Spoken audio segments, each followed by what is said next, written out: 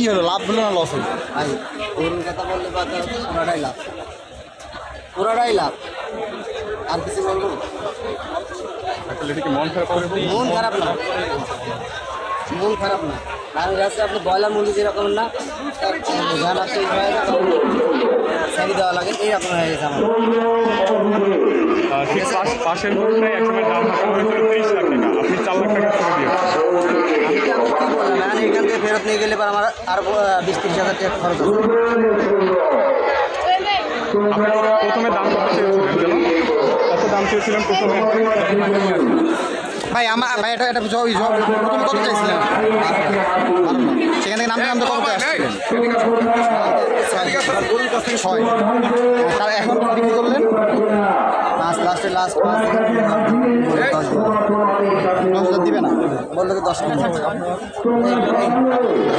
আচ্ছা, আপনি ভাই যাতে মোটামুটি আপনার 3.5 বছর ধরে পালেন, আপনি আপনার মোটামুটি কেমন খরচ হয়েছে? ভাই খরচ হিসাব করলে পরে প্রথমেই বললাম, খরচ হিসাব করলে পরে আমার মনে হচ্ছে খরচের টাকাই আছে।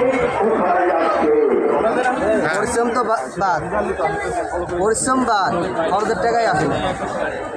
আচ্ছা, আপনি তো ধরেন প্রান্তিক খামারি একজন, তাতে মোটামুটি ধরেন আপনারা আসলে হঠাৎ করে বড় গরু যে আপনারা পালেন শখে শখে পালেন, তাহলে আপনাদের এই আমরা ওই লাভের আশা করিনি, কিন্তু শখ করে পালিয়েছি, শখ মিটে গেছে।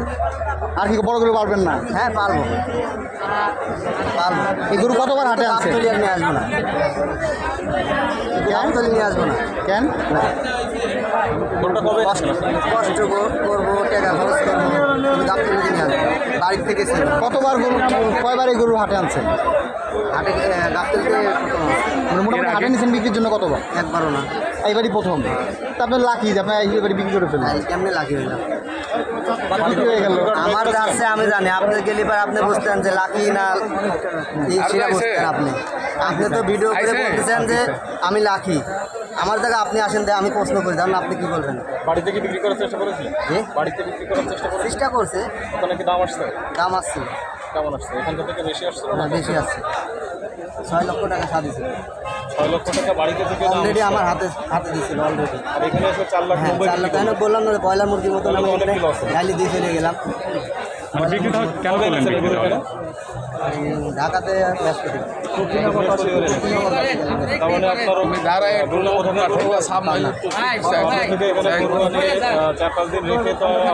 বেশি খরচ আমার গরুর থেকে আরো বড় বড় গরু যাচ্ছে এই রেটে ছাড়ে দিচ্ছে।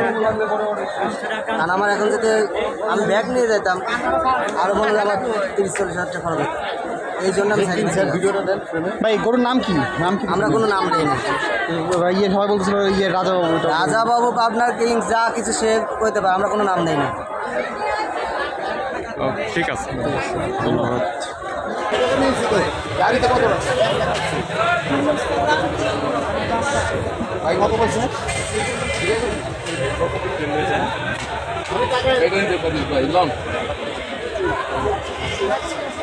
2 লাখ, 4 লাখ।